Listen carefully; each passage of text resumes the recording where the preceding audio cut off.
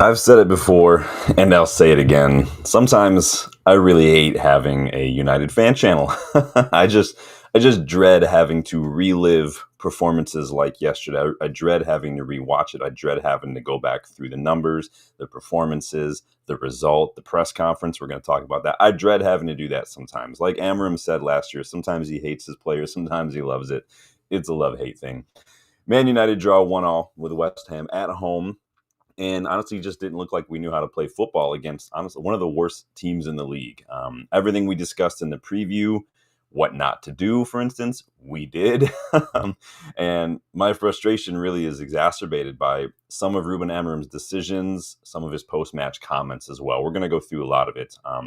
We're here to discuss that, right? Obviously, I didn't do a initial reaction yesterday. Yesterday was packed. Today, we're going to talk a little bit about that. So I've got thoughts. I want to know yours, you guys. This isn't United versus everybody. I'm your host, Sean. We're going to get stuck into that match reaction. So how's everybody doing today? Box is in the house, already getting his thoughts in. Yes, you guys get your thoughts in. I've got a poll going in there as well. Get those thoughts in. Lucky Singh's in the house. Lucky Singh just running the channel. How you doing, Lucky? He doesn't think that the manager is relevant. He thinks the team just needs to start scoring some goals. Interesting, but good to see you, Lucky. Hope you're doing well. How's everybody doing today? Danny B in the house. Big up, man. Hope you're doing well. I want all your guys' thoughts as well. You guys remember there were some people, a couple, like, was it back in September, October, where when Dylan and I did that special edition kickabout, where we went through manager replacements, there are a lot of people who said it was too soon. We're jumping the gun. Nothing wrong with being prepared. We're going to talk a little bit about the poll from that as well, because, again, interesting stuff. Danny says his time is up. You're 1-0 up and want to keep the ball, and he brings on, yeah, I just did stuff like that, Danny. This is why I don't get into a manager in, manager out debate, right? Because, again, it's kind of like when people who like to talk and talk and talk and argue, so you don't have to respond, really. You just kind of let them do their thing, and eventually they'll get themselves into trouble or they'll get themselves out of it. It is what it is. I don't need to step into that conversation. So that's just lesson I've learned from just being old as shit now. But let's start with a little news. We'll start off with a little bit of positives because, I mean, why not? We officially signed that 16-year-old goalkeeper from Derby County, Charlie Hardy. Remember, we talked about that. I think it was last month, maybe 2 months ago, almost by this point. Did a little mini scouting report on him way back when. But yes, sounds like we officially signed him, coming into obviously the academy. So good to see us still building for the future. I'd love to see us building for the present as well. But yeah, if anyone is a bigger, has any more information on Charlie Hardy, wants to share it in the chat, go for it. Like I said, we did do a little bit of a scouting report on him when we were first linked, and it looked like it was going to happen. So go check that out if you guys haven't done so yet. But how's everyone doing today? How's everybody's Friday going? I mean, I don't know about you. It's been rough, but it is what it is. I was out late last night. I'm very tired today because I still have to get up early to do all the normal stuff. So it doesn't matter if I get home at 9, 10, 11, 12, 1, 2. I still got to get up 5:30 and get my stuff done. But Hakuna Matata, welcome. No worries. Welcome. We should sign you all and Mbappe. Yes. Let's go. And Holland while we're at it, right? Let's just sign them all. Welcome to the channel, Hakuna Matata. I think you've been here before, if I remember correctly. Let me know what you think. So let's talk about team selection first and foremost, you guys. Make sure you like and please make sure you subscribe as well, please. Like I discussed in the preview and the starting 11 and all that stuff, no Delit in the matchday squad. I think I talked about that in the short I put out yesterday in the starting 11 reaction. No Maguire still, so obviously that meant Aiden Heaven was thrown into the mix, starting in the middle of defense. So you've got two fullbacks and a 19-year-old left-footed center back, an 18-year-old maybe, I don't know how old he is, basically starting as your back three. And you've got Lenny Yoro on the bench after he's having kind of a little off it, right? But so we had some options, but again, this is where we are. We get a couple of injuries, and we're down to the bare bones. You know, no Shesko, no Cunha, we're struggling. No Delit and no Maguire, we're struggling. I worry if Bruno were to pick up an injury, we would probably be screwed. Cunha right back into the starting 11, like I wanted to see happen. Concussion protocol. I didn't think it was anything serious other than protocol dictated he had to miss. That's what I was thinking. Xerxes started again. I have thoughts on Xerxes. I just don't get the Xerxes experiment anymore. Mizraoui again, right center back. Dallo over Dorgu in the left. Dallo, I thought, had a decent match. On the bench, hey, Lacey, Menu, Ugarte, and Mount. So only 4 defenders on the bench this time instead of 5. So that helps. But Amorim is really trying to keep that record going in terms of the academy player in the bench. So let's see. Hold on, let me get caught up on the chat. You guys are chatting away here. As if I know, welcome back. It hasn't been a while. Hope you're doing well. It says, seriously, let's not get too carried away. This is a blip. One we have seen across a lot of managers. It may take several games, but we need to give Ruben time to fix these type of issues. It's a big shout. I mean, you guys know I don't get in or out debates. Is a year, is that not long enough? What is the time? Well, how much time is the amount of time for us? To me, it's not about, Amorim needs time to win trophies. Like, I don't worry about that. I need Amorim to show me that he knows that how to adapt to the league.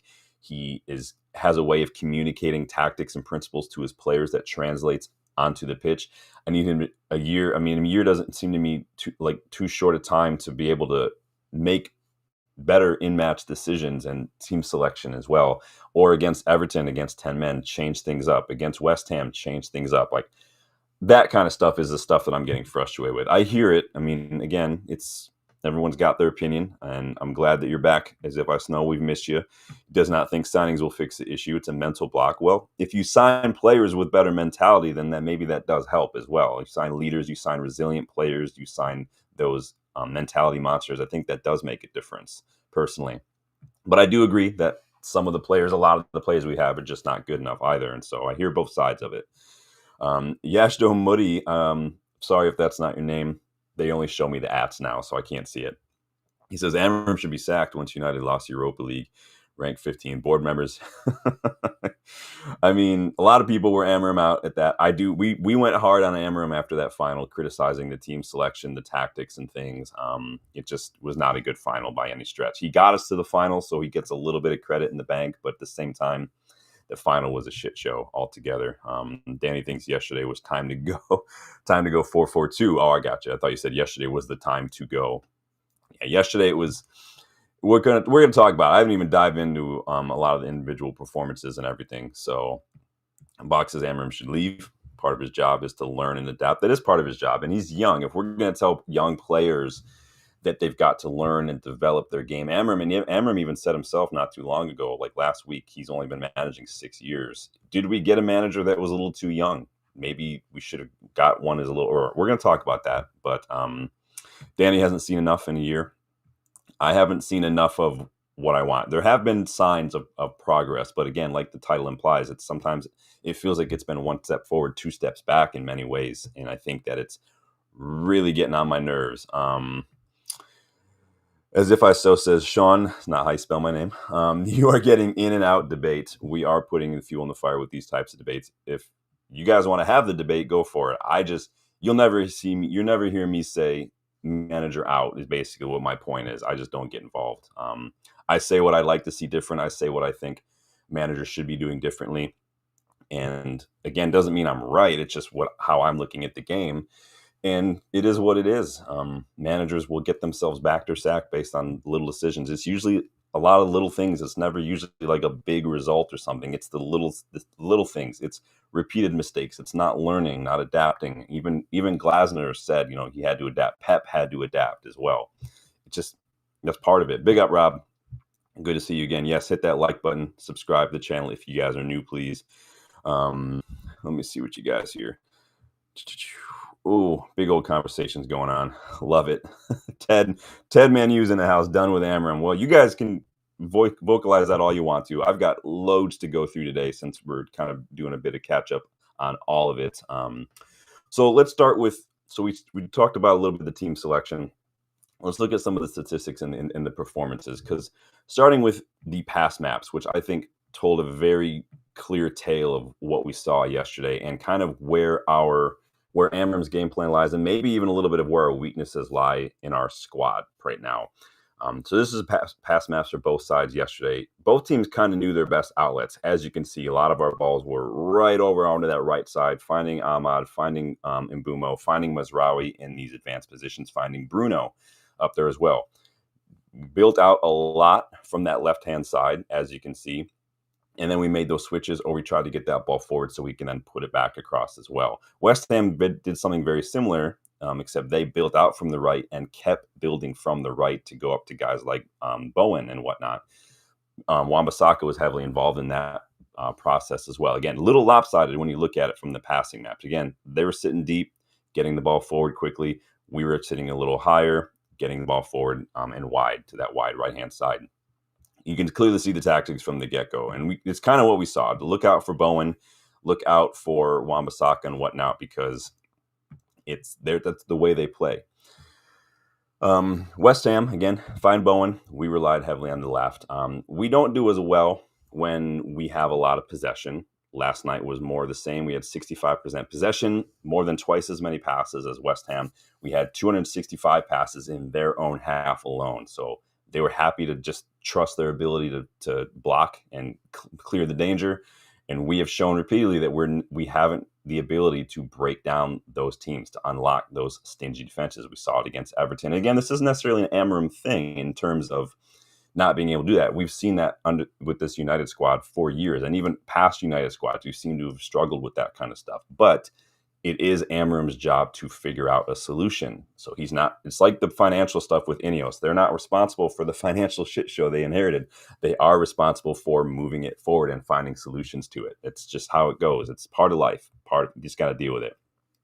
We said in the preview that West Ham set up not only to block the shots, again, make it hard to take shots, but they want to cut off those passing lanes. And they did it again. 20 interceptions to our 5 interceptions, setting up a midfield block and a low block. They cut out the passing lanes. They did it very, very well. 4 times as many interceptions as we had. It doesn't help that we don't play through the middle. We constantly try to put that ball wide, which, again, is a factor that cost us too. Not only do we not really have the players for that, because Bruno is not that guy who's going to get the ball and carry it. We don't have Šeško on the pitch. We've got a lot of these wide players, so we're not really playing these balls into channels like we maybe would with Šeško. So we're putting it wide, like I just showed you in the past match. But it doesn't really seem like Amorim likes the playing through the center either. It does seem like he does favor, let's build out from the back and then find it wide. Get it up, find it wide. And it can hurt you or it can help you. It just depends on the players and depends on the opposition. And that's something I don't know if Amorim has quite shown me he's understanding yet. The individual battles, we got destroyed. Duels, dribbles, they battered us in everything. Again, we see that. We see that from these lower table sides, that physically the intensity, the mentality is there from them. And I don't know if we showed up thinking that this was a given or what, but it's another situation altogether. Why do we get that ball wide and then cross it when we don't have strikers? But then when we get Šeško on the pitch, we don't want to cross it. Somebody explain that to me, man. I don't get it whatsoever. Xerxes, not a 9. He's not going to get on the end of something. Cunha is not a 9. He's not going to get on the end of something. It doesn't make sense to me, man. What are you guys saying here? Hold up. Let's see what we got here. Tess says we're not going anywhere with him. Well, we got to the Europa League final, so he gets a little bit of credit with that. We did go on a little bit of a run. I mean, the table is tight. We should be much higher. We should easily be in top 4 right now. And I do think Amorim, his decisions do have a lot to do with why we aren't. So we'll see. Right now, the thing that I think is keeping him in it is the table position. If there were like 8 points between us and like 7th and 8th and we were down in like 12th or something, I think it would be a different story. But it's very, very tight right now. And that is something that's not of his doing, but it's something that is, I think, keeping him in it a little bit longer. I'm not saying they're sacking him. I'm just saying I think it's keeping the pressure at bay a little bit. If that makes sense. Danny says we'll struggle to get a win against Wolves. Yeah, Wolves, they're going to fight, man. Although part of me wonders if they will, because they did not put up a fight at all the other day. I watched that match. It was embarrassing. I hope that they don't put up a fight when Dylan and I are there in a couple weeks. We're going to be there against Newcastle, which is going to be a bit of an ask, and then we're going to be there for Wolves. We'll see what happens. Lucky says, I'm already okay. He's done. Hakuna Matata says they said Oli was the problem, then Ronaldo, then Ten Hag, and now Amorim. They also said Bruno was the problem and Pogba was the problem. Everybody's going to have a scapegoat. It's the way human beings work. It's just we all have to have a scapegoat. There's a book behind me up here called The Social Animal. Read that. It's a good social psychology book. It explains a lot of that stuff. So Danny says, that's what pisses me off. Other teams falling, we have not taking advantage. Yeah, that's been the story of United for years, though. And again, it's Amorim's got to figure it out, and it's his job to manage in the here and now. But we've also seen this from United even under Jose. How many times were we hitting the crossbar with shots? How many times were we not putting away clear chances? How many times have we failed to capitalize on other teams around us dropping points? That's been the story of United for years. That's a mentality thing. And over the last decade, and even last half a decade, it is a lot of the same players. It is the Shaws, it is the Brunos, it is the Dallos, it is the Rashfords and whatnot. Obviously, he's not here anymore, so he has nothing to do with yesterday. But you get my point. We've been signing techie players and promoting techie players and signing like the big names, like the hot prospects, like Shaw, when he at the time was like seen as one of the best young left backs in Europe, and not signing players with a plan, not having a recruitment structure. And this is academic. We've spoken about this many, many times. And then, like Danny says, yeah, we're not creating enough open play chances. We did better yesterday, but it's just not enough. Just not enough. Rob says we're struggling with relegation fodder. At West Ham, we're missing players. I mean, we were missing players too. Our striker that we signed in the summer, our only striker, has not been there now for several games. De Ligt, Maguire, both injured as well. I think we were missing some players too. So if we're going to talk about injuries at West Ham, we got to give ourselves a little bit of a dress for there, because when we lose Maguire and De Ligt, we're down to heaven. And I like heaven, but that was a big situation to put him in right off the bat. I don't get it, man. So let's look at the players real quick and see what. I got a couple thoughts on players, and obviously I got my 3 thoughts as well. So how did the players do individually? You guys let me know as we go along, kind of going through the back. We're not doing player ratings today, but we're just going to go through some of the highlights of some of these players here. Big up Bloody Wave, if not Amorim, then who? We did a video a little while ago on, I think it was how many options do we have? 7, 8 managers. We did a deep dive into every single option, strengths, weaknesses. Go check out that video if you guys haven't yet. You guys still voted for one of them. I'll put that up in a second here. Well, who your guys' vote was for that. But welcome. Good to see you get those thoughts and get involved in that poll as well. Lamens, Dylan said it in the match preview, and we talked about it again yesterday, that in the last couple matches, Dylan said Lamens has not looked as assured, right? And I pointed out in that one that, hey, Lenny Euro's been having a couple of rough matches. I think that sometimes will throw a keeper off his game a little bit, where he's not quite confident in one or two of his defenders. So there's always that second guess. Yesterday, more the same. He's got a new back line, an entirely new back line, including a youngster who got a yellow really early on. That would make anybody a little less confident now, because now Heaven can't do his normal stuff, because anything he does, he's going to get a yellow for. So now everybody's on edge a little bit. And we've seen that correlation now between Lamens maybe a little less confident and some of the performances of the defenders in front of him, which I think makes sense. Again, it's that ripple effect with that O principle we've talked about a couple of times now. Other than that, though, Lamens didn't really have much to do. His passing was fine. I think it was like 79, 80%. So it is what it is. I thought Mazraoui was fine. He had one of those moments of typical Mazraoui where he tries to pass across the edge of our box under pressure and immediately gives it to an opposition player, and then everyone's scrambling. Kind of like Casemiro going in on the slide tackle. Mazraoui is just good for that at least once a match, just trying to dribble across his own box or trying to pass across his own box under pressure and just giving the ball away and putting us under pressure. That's I don't know why Mazraoui does it. He needs to stop doing it, but just boot it. I don't know how many times while watching these matches, I just yell at the TV, just boot it. Boot it, man. Heaven, again, bit unlucky, Aiden having to shoulder that responsibility of being the center defender, and he looked a bit unsure of himself, what to do at times. Again, that's what you're going to get from kids. No duels won from him, no long balls, no tackles, no interceptions. Not a great match for the youngster, but it's good experience. And again, teachable moment. Need to stay on your feet, Aiden. You can't just go. And that early yellow was just dumb. Just don't, why were you doing that, man? What was it? Stay on your feet, move your feet quicker. And if you have to, put hands on someone, but don't go to ground like that, dude. It's ridiculous. As If I Snow says, Lamens does not seem to have the diving skills of De Gea. Does not seem to have much quick response. perhaps related. I mean, he's looked fine. I mean, if you look at his numbers from last season in Belgium and compared across top leagues, he's one of the best save percentages. He's really good reactions. He's really good keeper, but again, and he is composed keeper. But I think that we just haven't. We're not defensively great this year. We've got one clean sheet in the Premier League, even though we've got 3 center backs on the pitch and 5 defenders at any given time, and 5 more defenders on the bench. Like, it doesn't. Somebody's got to make that make sense to me. I really don't understand how that is happening. Johnny Hill's in the house. Big up, Johnny. Says, if you're an academy player and you're seeing Amorim's toxicity and mistreatment of Manu, then you're probably going to want to leave. To be honest, I mean, we're going to talk about Manu in a little bit, so stick with the show because we've got thoughts on that. A lot of people have thoughts on that, as you're going to see. You guys know my thoughts on Manu at the moment. And I think that I'd like to hear some people's thoughts on some of the developments that have popped up today. I don't think there's toxicity. If a manager doesn't rate you as a player, then a manager doesn't rate you as a player. You can go back throughout the several decades and pick several players that managers at United did not rate, even in Fergie. And that's just the way it is. Sometimes you just don't suit the manager's system. Sometimes it's a mentality thing. Maybe the player doesn't want to work with the manager. Maybe the player doesn't think they have to change or work hard or whatever. I mean, it just is what it is.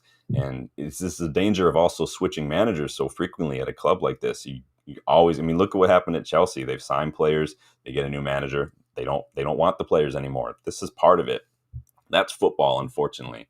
I'm not saying that I'm happy that Manu's not playing. I think that Manu could have played a role yesterday. I don't want people, I can recognize the player FC, and I'm not accusing you of this, but I've recognized the player FC coming out because everybody was fine when like Donny van de Beek was not getting minutes, but now that it's Kobbie, nobody's happy about it. And you can tell when it's a player that people like, there's a big difference in the responses, unfortunately. So,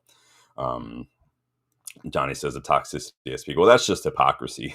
Honestly, I don't know if it's toxicity. I don't know if I'd call it toxicity. I'd call it hypocrisy, or just a human being maybe under pressure, kind of misquoting themselves or hypocrizing themselves. I think that's human beings. I'm not saying it's a good thing. I'm not excusing it. We're going to talk about it in a little while, but Amorim does seem a little rattled, unfortunately. Lucky says, I want 2 quality midfielders, not Bruno. Well, yeah, Bruno Arte. Yeah, Bruno's probably not the one to build this midfield around personally. But so Heaven, not a great match from Heaven, obviously. Shaw, another player who I think lost a lot of those individual battles, but I do think another player, again, like some of the other players, stifled by Amorim's tactics and Amorim's inability to find a solution.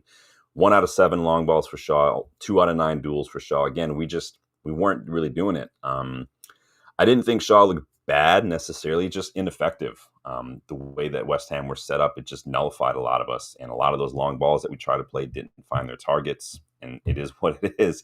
They were winning that ball back in midfield, so by the time they drove that ball up into our third, they had the momentum, and we were losing all those duels. It's hard to stop a player like that without fouling him, and so it just made Bowen look like prime Messi yesterday, the way he was breaking through a couple players, getting in open positions, holding on to the ball. Like, it was embarrassing what he did to us. Dallo was all right.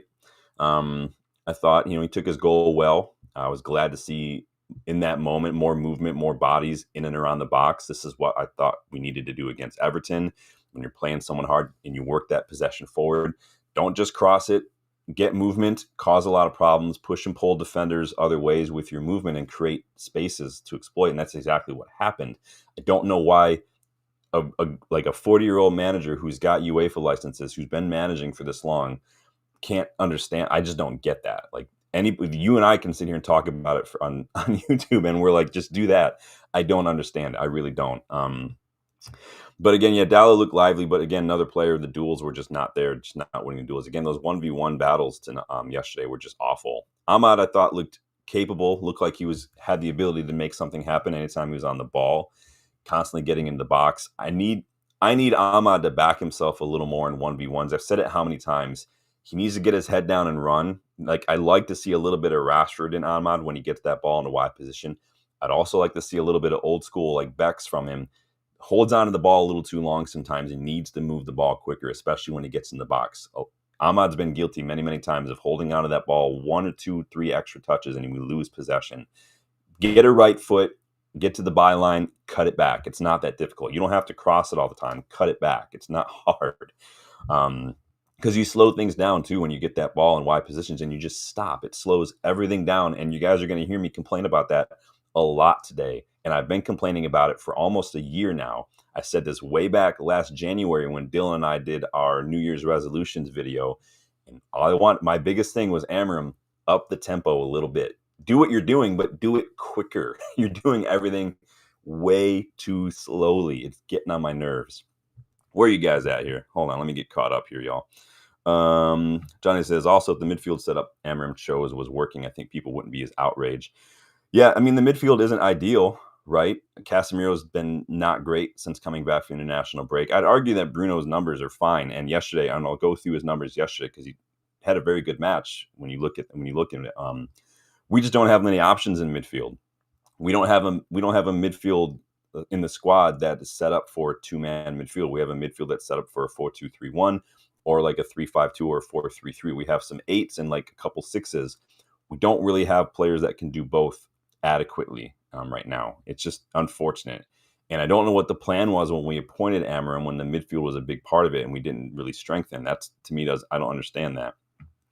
EAE, welcome, says the major issue is the board, not the coach. Why wouldn't you sign at least one very good midfielder?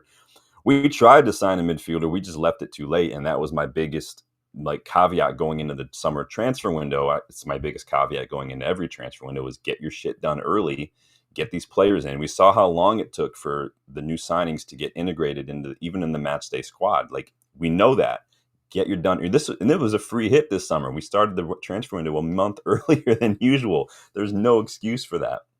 Get him in early. We tried last second to do something for Baleba. We tried last second to do something for Gallagher, and we just left it too late. You can't expect other teams to sell players, big players, the last day of the transfer window, man. It's ridiculous. We did it with Dorgu in January. We signed him the last weekend of January. He could have been there for the whole month, getting up to speed, getting to learn the tactics, training. Like, it doesn't make sense. And I lost a lot of sympathy for Ineos when they just decided over the summer to extend the credit line. And I'm like, well, you could have done that the whole time. Like, quit feeding us this nonsense then. Like, if you're just going to do that, then screw it. Like, you have no excuses anymore. Make it make sense, you guys. It doesn't make sense, dude. Bloody says, Man U plays mostly crap in front of it in most of its games since Arsenal and our 2 points from fourth. I thought we dominated Liverpool. Let's be honest. We handled Liverpool pretty well. That second half against Palace was a thing of beauty as well. Like, I just don't know why we can't do it over 90 minutes and why we can't do it over the course of the season. I don't get that. That's a mentality thing, man, for sure. Rob says, Bruno was abandoning midfield, getting into positions. Yeah, that was tactical. If you watch that, like, and I pointed out while we were watching it, Bruno getting into the 10, you saw Cunha drop back. That's tactical. We've been doing that the last couple matches now. These 10s and Bruno, and even Bruno and Casemiro. Bruno will rotate with Casemiro to make a diamond. Bruno will kind of rotate with one of the 10s now and then to make runs because Bruno's the only one who looks like he's putting things away. That was tactical. Now, I'm not saying Bruno never abandons his position. He does. And I think it has a lot to do, especially you see it more often when we're chasing the game. Bruno just wanting to get something from the game, and he's the only one who probably can. I'm not excusing a lot of it. I don't think he's ideal in it. And if we get an offer in the summer, yeah, sell him. But it's tactical the way that he's setting up and he's getting on those runs. But I hear the frustration. I do. But whenever Bruno gets into that 10 position, Cunha will drop deep. Like he did yesterday, or one of the 10s will drop deep and will get, like you saw the passing match. Xerxes was dropping deep as well. Brymart United, welcome. New guy here. Well, welcome to the channel. Love to see that, man. Thank you for stopping by and checking us out, man. You get a little one of these.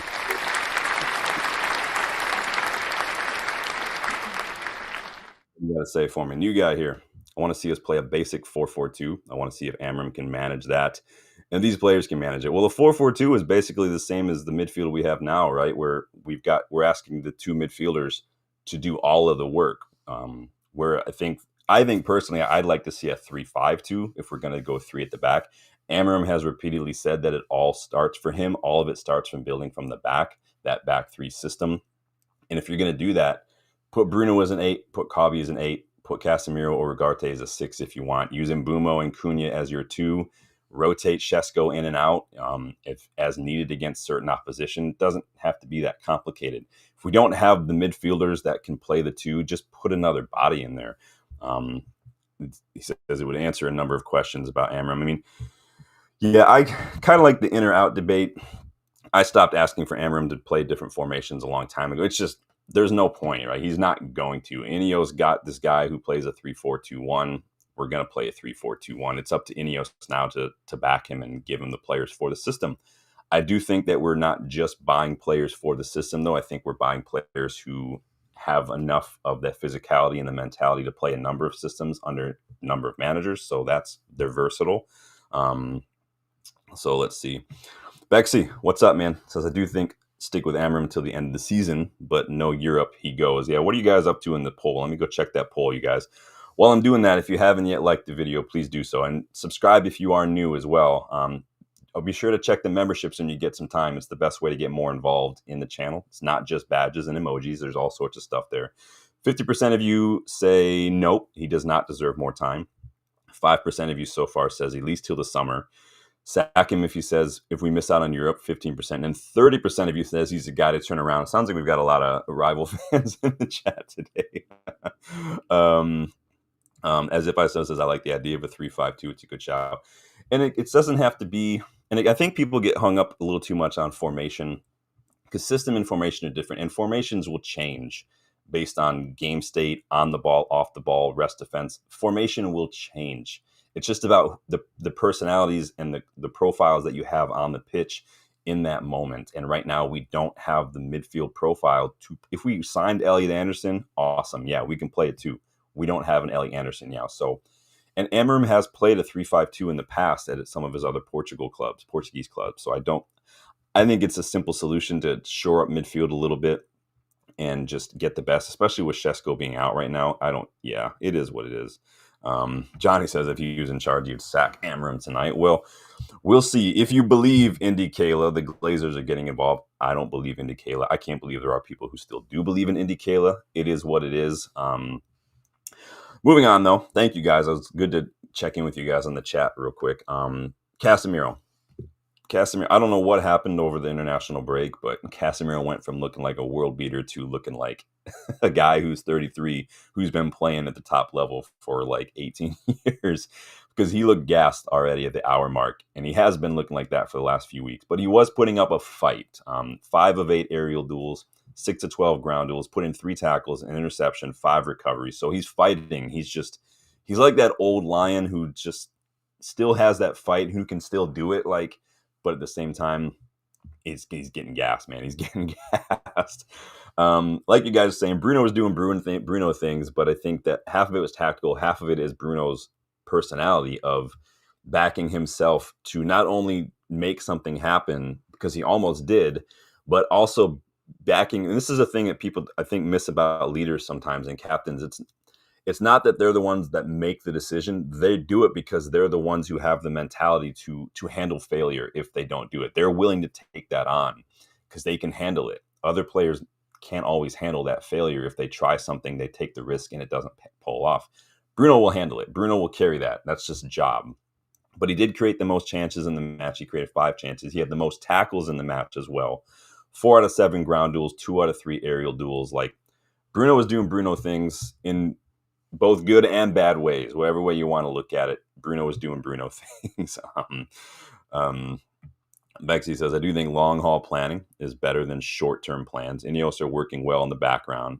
United will be back with or without Amorim. I like to see both. I don't think there's any reason you can't do both. And I think that the way we've been signing guys like Cunha and Mbeumo, I think it is a little bit of a both, because those guys are 25, 26. We're also looking at a lot of young players. So we've got guys for the here and now who are of a good age, but also youngsters. So while we get another 4 or 5 years out of these guys, the youngsters are starting to grow and develop as well. We're not going to pull an Arsenal where we go all young and then we start to try to build with young, or like Chelsea were doing for a hot second. We're getting a good mixture when the market opportunities are on. I don't have a problem with that, but it's all about getting the right player. I wish we wouldn't have neglected midfield in the summer, but it just is what it is. It's where we are now.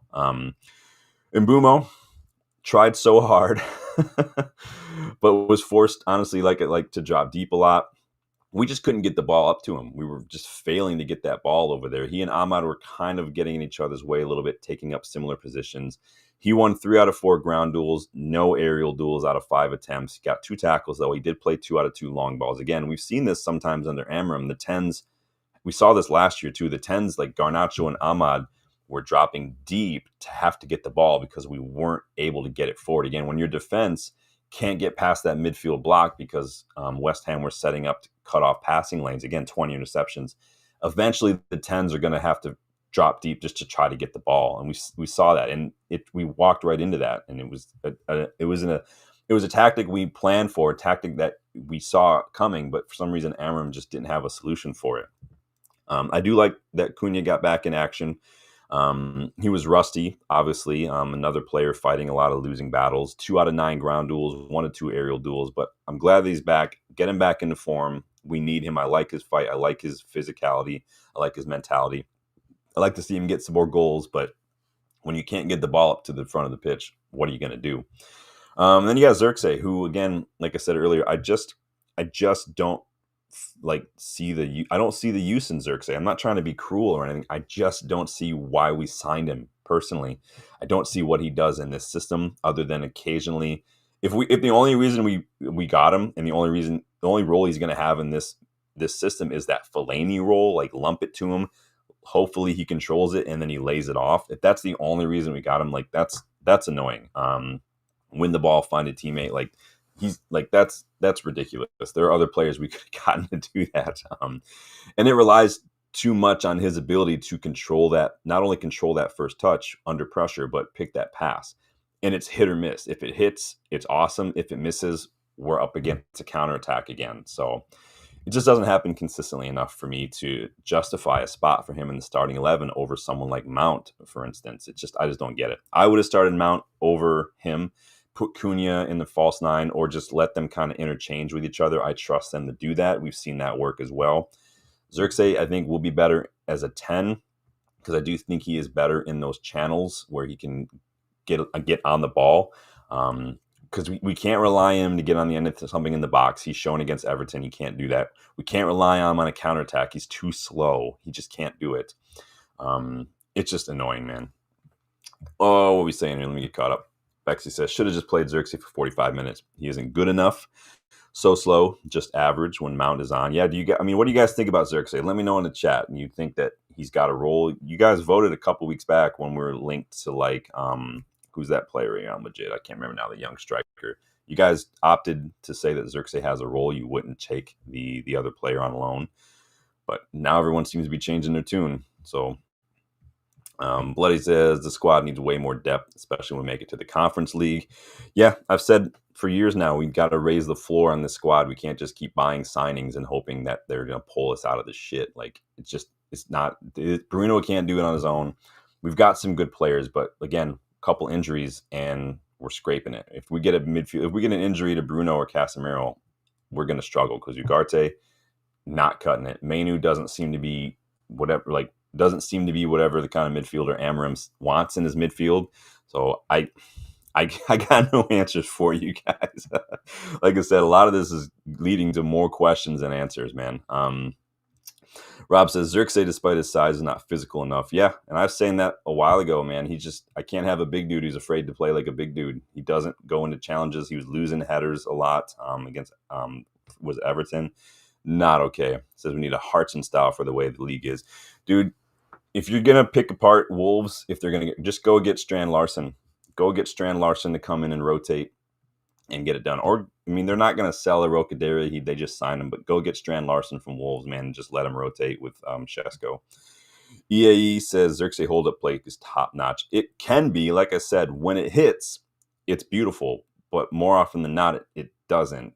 And so it's just, is that a dice we're willing to roll? Is that a gamble we want to take? Is someone who handles that first touch and that layoff maybe 3 out of 10 times, 4 out of 10 times, even 5 out of 10 times? I need better if that's the way we're going to play. So that's what I mean here. All right. I've got my 3 thoughts. You guys know I always do 3 thoughts here, but let's take a look at what we're going for, you guys. Make sure you like and make sure you subscribe as we go along here. Because thought number 1, kind of what we've been talking about, but thought number 1, just not good enough. Just not good enough. Can't keep a clean sheet with 3 center backs on the pitch. can't move the ball just 10-15% quicker.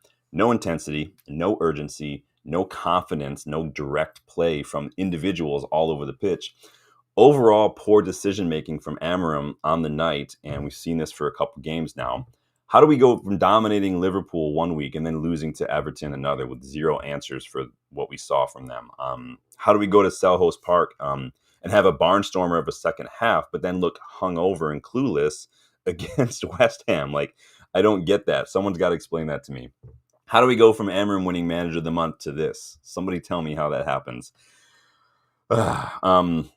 We made Jared Bowen look, like I said, like prime Messi, the way he was just dribbling through us without a care in the world.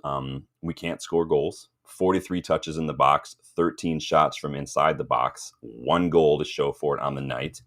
We should have had at least a goal in the first half. We had that 5-second spell where we had like 3 rapid-fired shots on target. Xerxes put something on target.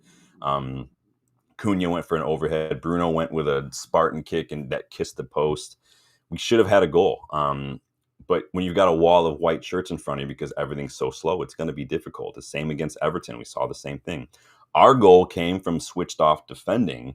Their goal came from a set piece where nobody in United shirt jumps aside from Bruno, who was at the near post. Everybody else just let that ball drop to the far post. And nobody was alert to the rebound. And it's super annoying. I think our slow build up, like I said, has a lot to do with it. I think that's, and we've been saying it for a long time. What does it take for us to see? What does it take for Amorim to see? You've got to move the ball quicker. You can't be so hesitant and avoidant of those 1v1s. You have to show some confidence, man. And it's funny because now other channels are starting to say the same thing that I've been saying for literally almost a year now. Amorim plays way too slowly. It's low intent, it's low energy, it's reverse, it's behavioral avoidance, it's passive, it's hesitant, there's inhibition there. These are killers in football, in any sport, really, is that hesitance. It's an indicator of what we call a low performance mindset in sports psychology. Then that doesn't matter what the game plan, doesn't matter the tactics. If you've got a low performance mindset, if you're passive and you're lacking confidence, it will kill the game plan. It will kill the tactics. It won't make a difference. Players, when they go through this, they can't deliver on principles. They can't deliver on the tactics. They won't execute the game plan. There's no width there. There's no delaying the opposition. There's no movement with any sort of speed or intention to find space on the attack or cover space and defense. You don't see any of that. You don't see supporting your teammates when teammates are in trouble under pressure. You don't see transition play. You don't see that penetration. You don't see organized, compact defending. This is all from a low performance mindset. And it's the same no matter what sport you're in. Actions are related to the principles. They're going to be glued together by the mindset. When that mindset is not there, when there's no attention, there's no intensity, there's no intent, the outcome's always going to be the same. It's always going to be the same, no matter what. Sorry, I'm going to get off my sports psychology soapbox there for a second, but just ridiculous. Let's see.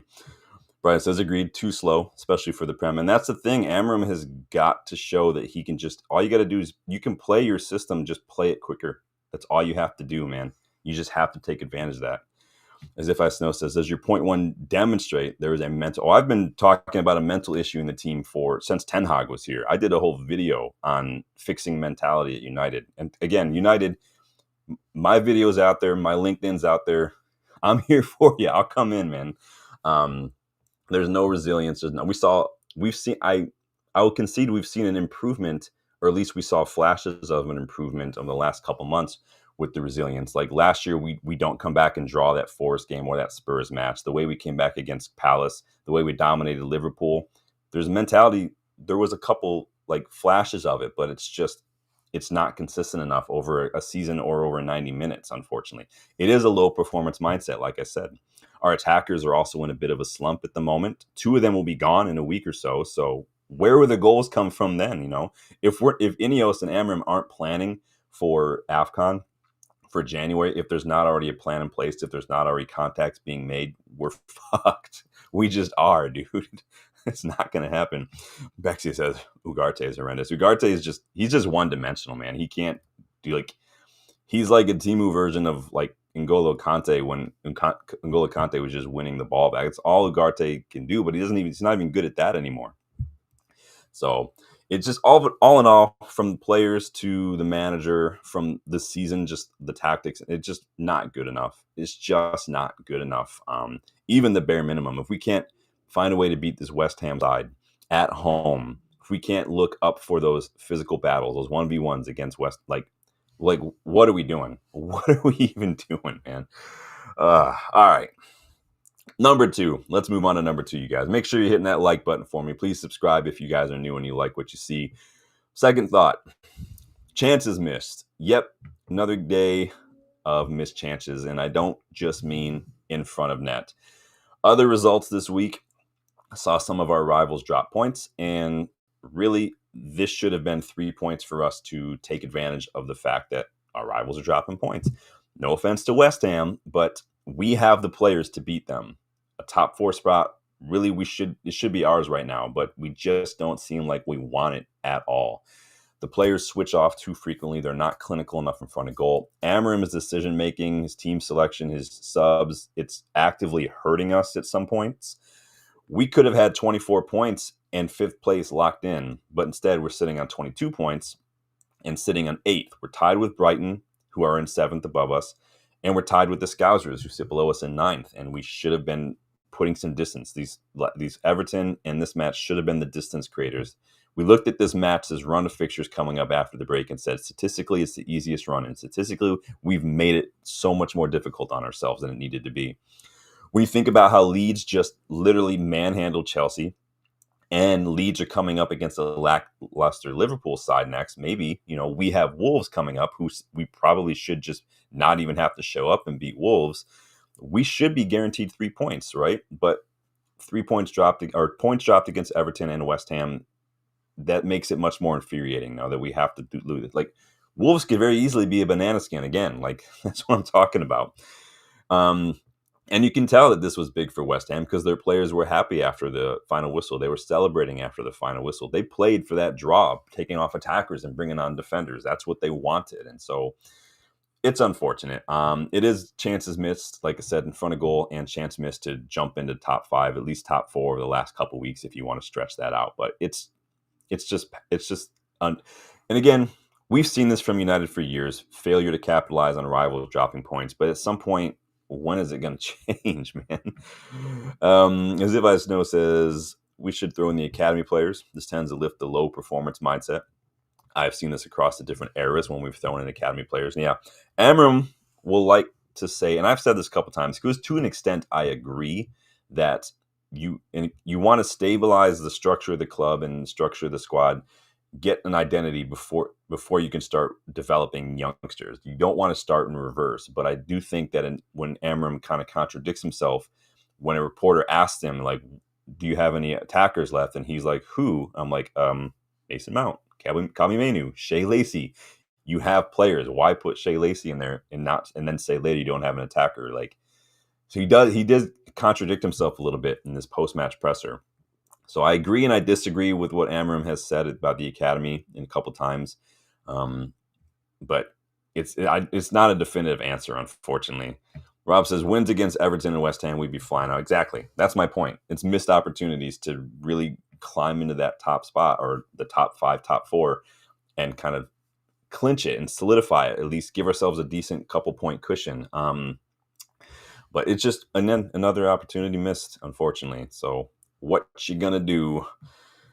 Number 3, Amorim is on thin ice. Now, I know some people might say, hey, we're being toxic. I'm not trying to be toxic, but he is on thin ice. I'm not saying he's on thin ice with Ineos. He's on thin ice with the fans, probably with the owners, with pundits, with everybody, and with his own players. You guys know, I've said it a couple times now today. I've said it a couple times in the past. I don't get into manager in, manager out debates. I just don't see the point for a number of reasons. Because not only does my opinion not really matter, I just don't think that overwhelming negativity on social media, I don't think that helps anything. I think that you should want to, like, you can be critical, demand, but like, you want them to do better. But the problem here is Amorim is going from needing to adapt to the league to his decisions are actively hindering us on the pitch. We go from dropping points due to individual errors, which is going to happen, to now dropping points because of tactics and manager decisions. When that happens, my eyebrows raise. When you come up against 10-man Everton, you're going to park the bus and you're making defensive subs and you're keeping 3 defenders on the pitch when you need a goal. That's a problem. It's a huge problem. When you complain about not having attackers and you leave your attackers on the bench, it's a problem. After a shaky start to the season that had me doing videos on replacement options for managers, the West Ham and the Everton results make me feel worse about it. It was a case earlier this season where poor results typically mean a manager gets sacked. So now it's starting for me to feel like Amorim is tactically limited, perhaps even out of his depth. And we've discussed it before. Like, I don't see a plan B when the shit doesn't go the way he wants it to go. Like against Everton, when you're not getting, like, when it's not going to plan, when you come up against 10 men, like, where's your plan B? Where's your solutions? We've talked about this way back before Amorim was even hired. And that video I did, if you guys remember, what makes a good manager, we went through a lot of different things. And this was one of them. Crisis management, problem solving, that kind of stuff is a big deal. And you can't just say, well, I've got a plan A, the players are just not good enough, or I don't have the players for it, and then that's it. That's not an excuse. It's not an excuse. You've got, manage is also a verb. It's not just a title. You've got to do stuff, just like parent. Parent is a verb.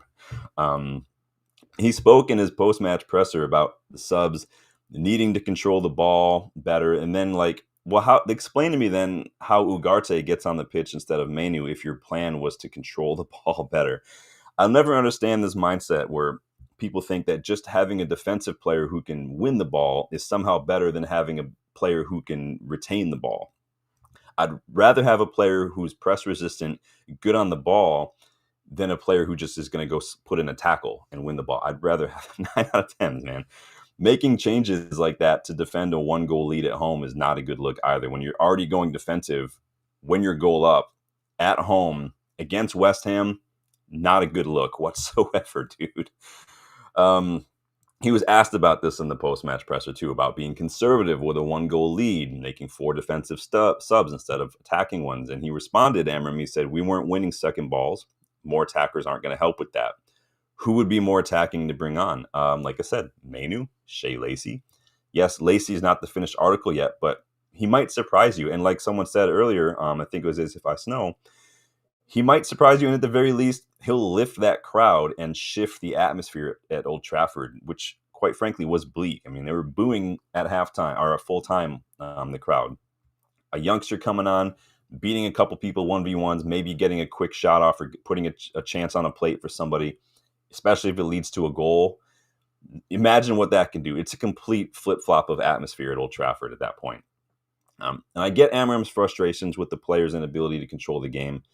We've said that too. The players are not free of blame here. They weren't physically and mentally up for it, especially in those 1v1s. You can see the evidence of that. But I don't think Amorim's decisions help matters. I don't think that he puts them in a best situation to get the best out of them. Some of his decisions against Everton and against West Ham make things more difficult for us. It's so annoying. So on Kabi, you guys know, I'm not player FC. I think it's ridiculous that people do that. But again, if Amorim wants more ball retention, it's Kabi over Ugarte. And who knows, it could be a 1-0 result at that point, just because we simply take care of the ball a little better. But who knows?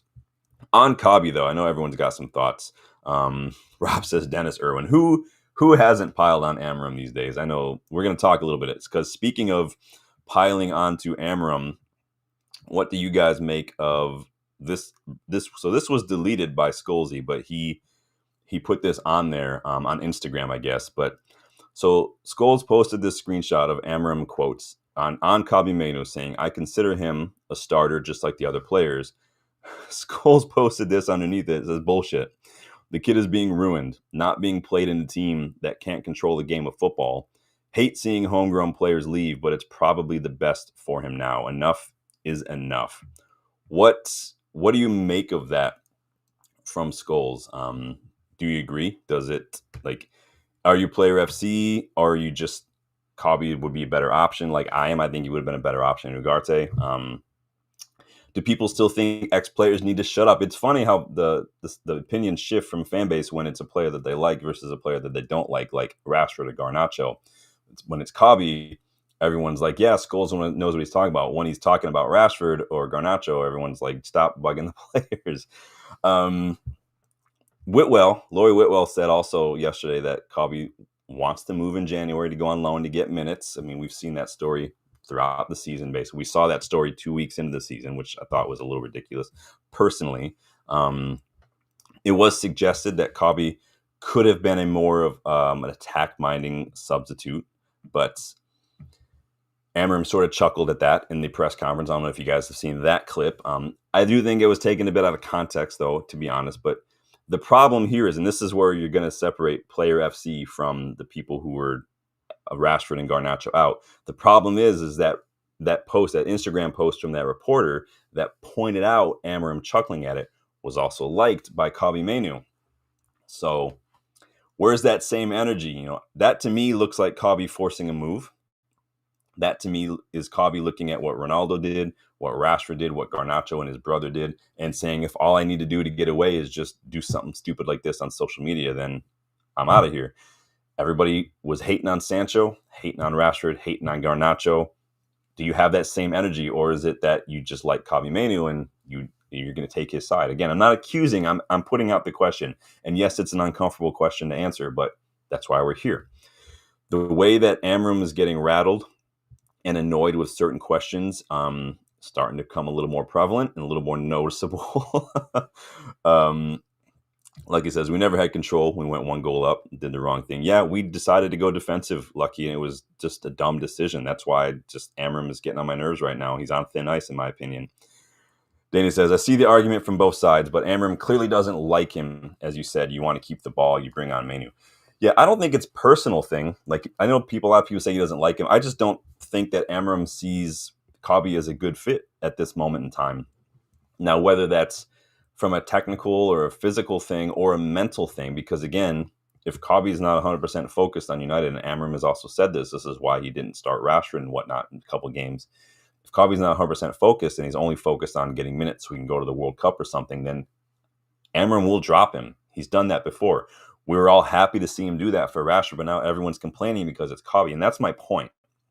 I'm not trying to bash Kobe or anything. I'm just trying to point out the context of other players versus, and this is how you identify Player FC sometimes, is if it's a player they like, everyone wants him to play. Now, I agree that when you want to retain the ball, Kobe's a better option.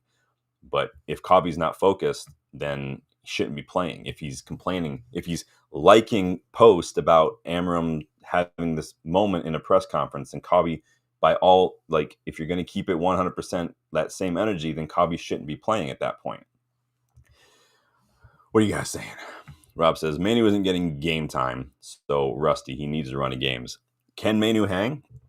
He got that start against Grimsby, and I'm not singling out Kobe for that loss. I'm just saying, has Kobe shown you enough this season in this system to suggest that he should be getting minutes? Is he better than Casemiro when it comes to maybe the tackles? Is he better than Bruno when it comes to the distribution, the playmaking? I don't think he's going to be better than Bruno. Amorim has said Kobe is rotating with Bruno, and so if he's not good enough, then he's not good enough. I do think that if we switch to a different formation, it would be different, but it is what it is. But yeah, you guys let me know what you think about Kobe. I've seen a lot of hypocrisy online when it comes to the way that Kobe's being treated versus other players like Garnacho. Everyone is fine with Garnacho getting benched when he was running his mouth on social media and stuff, but everyone seems to want Kobe to play. So you guys let me know. But Amorim getting a bit more prickly when it was suggested that we have gone backwards in recent weeks. I don't know if you guys saw that part of the presser. He was not happy with that part of the presser.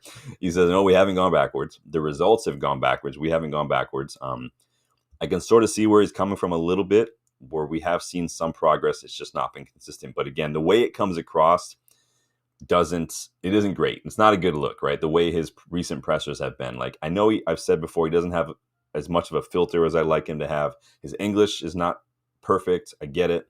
But sometimes I think sometimes when people are anxious or they're stressed or they're feeling pressure, they over talk. If you guys have never noticed that from people, they say more. They just don't shut up because they're trying to fill that awkward empty space. but by saying as much as they want. I did this when I was interning, when I was an intern to be a therapist, because part of you want to fill the space. You want to feel like you're solving a problem, so you're too much in a hurry to fill that empty space with words. And sometimes it's just not the best way to go about it. I think Amorim has got a little bit of that going on as well. But right now, the word that comes to mind from him, both in his pressers and in his tactics and in his solutions to problems, is the word I'd use is uninspiring. His negative tactics, his risk aversion when it comes to youth or taking off a defender and putting more attackers on, like, it's starting to give me Mourinho vibes a little bit when it comes to just the stubbornness. Van Gaal vibes a little bit, Ragnick vibes a little bit.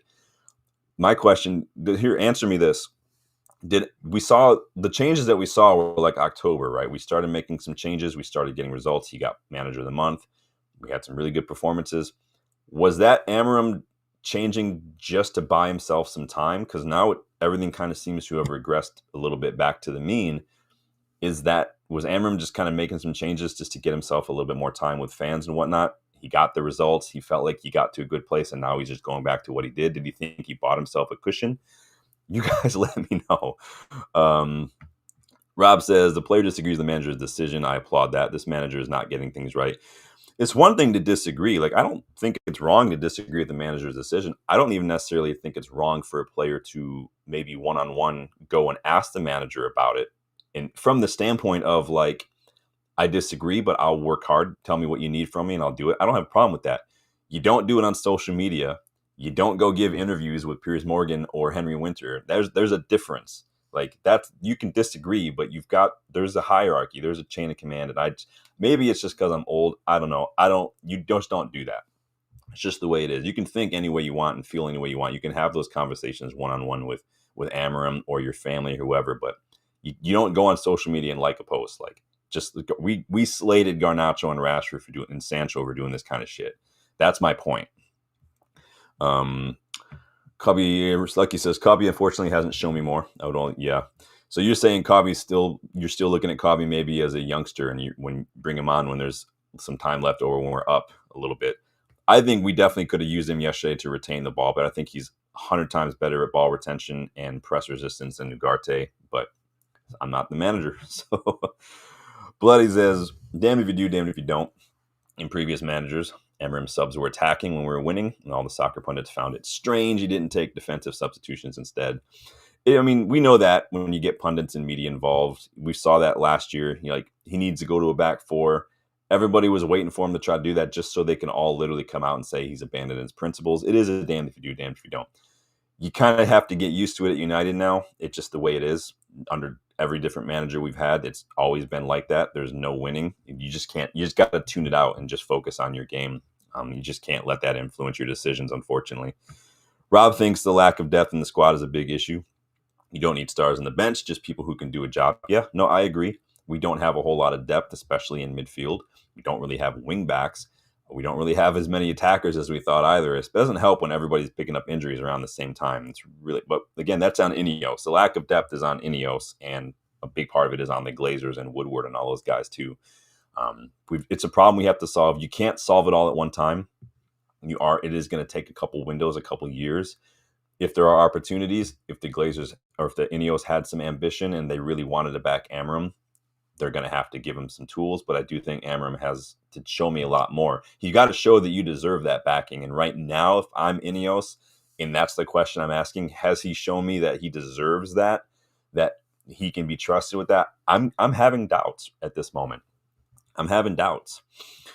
Ryan, big up, man. What up? Says we need to look at the owners. They allowed this club the standards to drop. What happened to Nice? Tell us everything about the gym, so-called Lightning United fan. Yeah, Ineos have a lot to prove. I don't think a lot of their decisions since they've arrived have been great. I think that their summer was good. They went hard in the paint in the summer, but they neglected midfield. And I think that was a problem. When you're in a manager where none of our midfielders work for him, you need to help him out. So I totally hear you, but welcome. Hope you're doing well. So let me pick up where I left off here. So yeah, did Amorim switch things up a little bit in October to buy himself some time so he can kind of build himself a little bit of good faith and then kind of go back to where he was? You guys let me know. Lucky says, mentality, physicality, midfielders. Yep, it's what I've been saying. We need mentality monsters. We need leaders with or without the armband. We need leaders. We need guys who can run and put up a fight, who give a shit. Rob says, is Amorim just bringing in Portuguese coaches an issue? I mean, he brought in his staff, and it happens to be that they're Portuguese.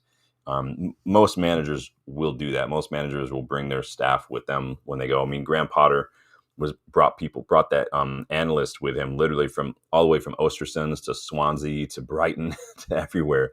When you have people that you trust, that's just the way it works with him. Now, I do think that some of them, again, he's a young manager. They're a young coaching staff. There is going to be a lot of learning on the job. There is going to be a lot of the growing pains with that. Maybe that was an oversight. Maybe that was something we weren't quite prepared for. Is maybe he's a little out of his depth at times. Maybe we should have brought some other people around. That maybe we took that decision away from him and said, no, we've got a couple other people that we'd like you to work with, and maybe have that. You do have to have some dissenting voices now and then to kind of bring perspective and balance to a groupie dynamic. You don't want to have an echo chamber.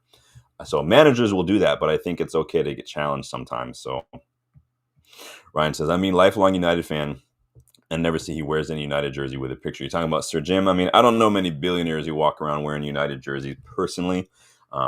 Most clubs, like if you get a suite at even Dylan and I are going to Salford and we've got a suite, they won't let you wear football shirts in the suites. Most of these clubs, that's just the rule. They try to maintain an aura of professionalism, right, in class. I guess I don't know. I'm at a football match, wear a football shirt. So, but I don't. Would it be weird to see a 70-some-odd-year-old guy wearing a football shirt? I don't know.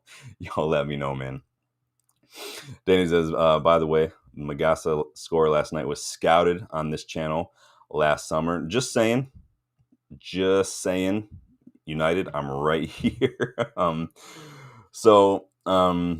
Yeah, but he is on thin ice. And honestly, Ryan, you literally just got to my next point when it comes to risk aversion, because youth, courage, and success is what this club is built on. I got this out just for this video.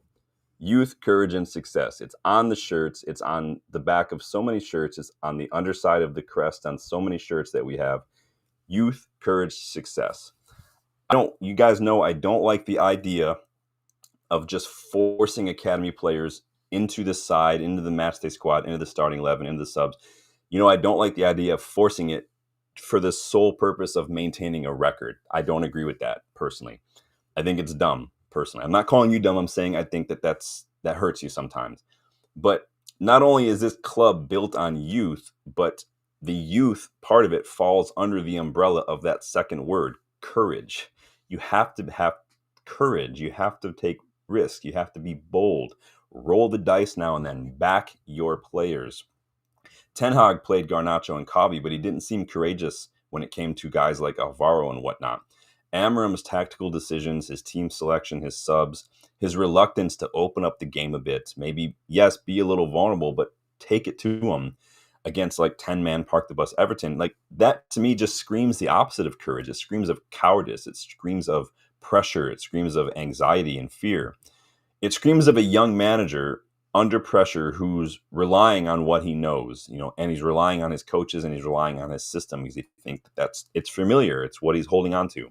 He's so averse to risk, though, and averse to potential failure, that not only is he adhering to a system that quite honestly could use a little tweaking to adapt to the Premier League, but he's doubling down on some of those decisions now, where it's becoming even more hesitant, more passive, more pragmatic and in the negative way. And it's going to cost him his job. It really is going to cost him his job, quite frankly. Ryan says, built on courage, youth, success. None of this happened to this manager, and he will constantly play Bruno as an 8. Like I said, Bruno had a fine match, honestly. I don't get the Bruno hate. No, he's not a 6. Yes, he goes on walkabouts now and then, but yesterday he created the most chances. He had the most tackles. I don't have a problem with Bruno delivers. I don't have a problem with it. Would I want to build around him? No. Do I think he's the ideal midfielder for this system? No. But having Bruno on the pitch makes us a better team than not having Bruno on the pitch. I don't think anyone can argue with that personally, but everyone's got their opinion. Do what you got to do. So yeah, it is going to cost him his job if he doesn't make any changes. So let me get this off the screen here. switch to this one so you guys can see this when I get to it. You guys, if I had a production team, this would look so much better. It's literally just me doing all this stuff every time I'm here. So people will look at Amorim and they'll say he spent $200 million. Don't give him more money. Don't back him more. He's going to waste it. Like, A, he hasn't spent it. Managers don't spend money. This is an FC 26. B, as a club, we're buying with a vision now, not for managers specifically. So the players Ineos will bring in, the players they have brought in, they will suit the way United want to play, not just the way that Amorim wants to play. Dorgu, versatile. De Ligt, awesome. Cunha and Mbeumo, they can play a variety of positions. They can play any system you want them to play in. They're going to be fine. Shesko, fine. Like, it is what it is. So I don't think that's a problem. 13 wins, 18 losses, and 10 draws in 41 Premier League matches, though, that's a problem. That's not good enough. There have been signs of progress here and there, like I said, but those signs of progress and that progress in general are about as slow as our build-up right now. Is Amorim too young? This is also why I wasn't sold on Thiago Motta when he was talked about. I wasn't sold on Kieran McKenna. I'm not sold on Cesc Fabregas quite yet because Como, very different than Manchester United. I think if you're going to look to another manager, if that's the decision in Mace, you have to look at it someone who's got a little bit more experience. They're not super old. They've shown flexibility. They've shown adaptability. They've shown that they can do it in the Premier League, but they've also got a bit more CV to them. You're talking about your guys like Unai Emery. You're talking about your Oliver Glasners. Those are the kind of guys you look at, both of whom have come to the Premier League. They've adapted. They've won stuff on other leagues. They've got Europa leagues and other domestic leagues. Oddly enough, Ten Hag sort of ticked that box, but it just didn't work out for him, did it? Glasner is your guys' pick. If you guys remember that video we did a long time ago where we went through all the managers, you guys voted Glasner. He was your overwhelming favorite in that one. He was my pick, too, if we were ever going to think about sacking Amorim. Remember those dark days back in September and August? Yeah, it was rough. He could be available soon, Glasner. I think if Crystal Palace end up selling more players, especially in January, if Guehi goes in January because they don't want to lose him for free and they don't replace him, Glasner could walk. He's already basically said in press conferences he's frustrated with that. He doesn't like that. So he's already looking like he's leaving in the summer anyway. So Glasner, in my opinion, will be a good pick. We need to strengthen in January as well. Like, there's no excuse not to. Tons of clubs are going to risk. There's so many players that are available for free, and I'm not looking at that from let's buy them. I'm looking at it from the fact that these clubs are going to risk losing potential revenue and income if these players walk for free. These players can be got for deals in January because those clubs need the money. Take advantage of it. Someone sent in the WhatsApp group this morning, I forget who it was, it might have been Sanchi, Lingard's a free agent now. So would you guys bring Jesse Lingard back if he's a free agent? What is he, like 32 now? I'm not all about that. Rob says, I said Neil Warnock and have not been proven wrong yet. Look at you go. In closing, like, the ref I thought was poor. I thought the referee did not have a great game. I'm not blaming him. I don't do that, but I thought he had a poor game. We should have had a pen for a foul on Cunha. Wan-Bissaka should have seen a second yellow for that late tackle that was late, two-footed. He should have been sent off there. Someone tell me how Magasa was Premier League's man of the match for just scoring an equalizer. I don't get that one either. It doesn't make sense to me, but it is what it is. It's one step forward, two steps back. It's this inconsistent manner of performances and results. This is what's going to cost us and perhaps cost Amorim his job this season. We went from dropping points because of individual mistakes to arguably dropping points because of Amorim's decisions, which that's where things start to turn for me when it comes to a manager.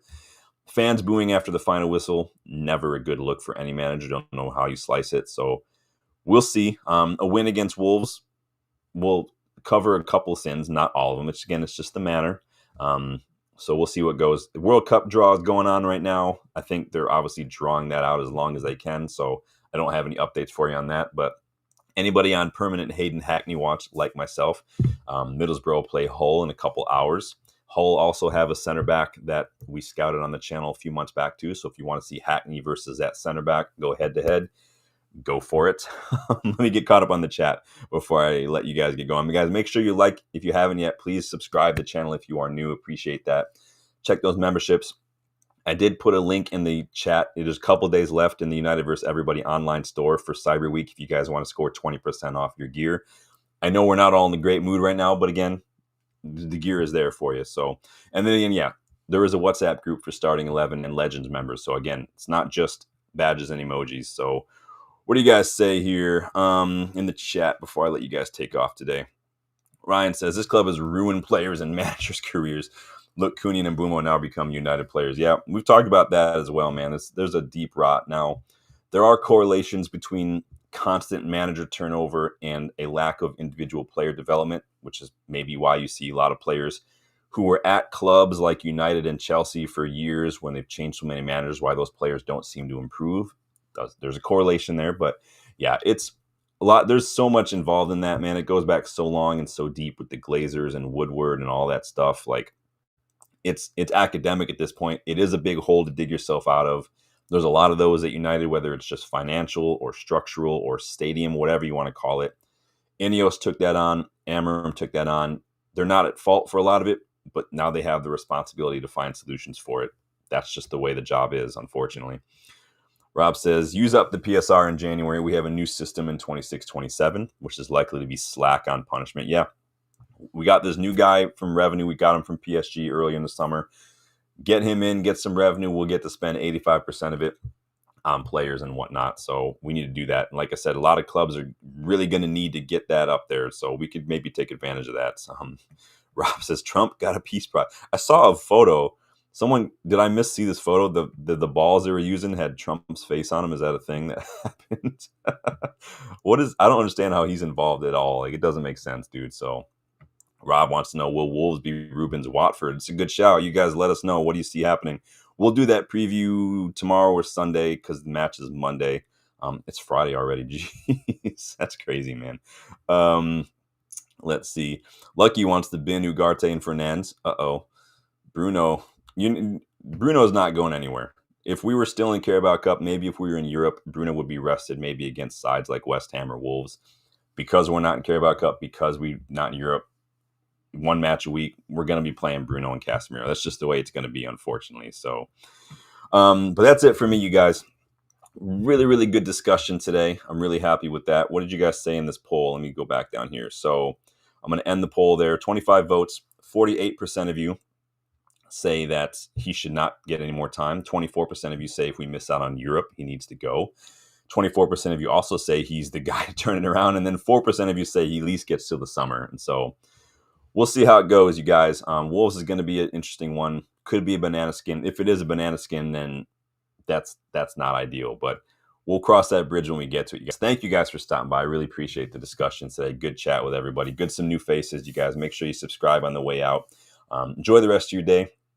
I will see you guys on the next one. Take it easy.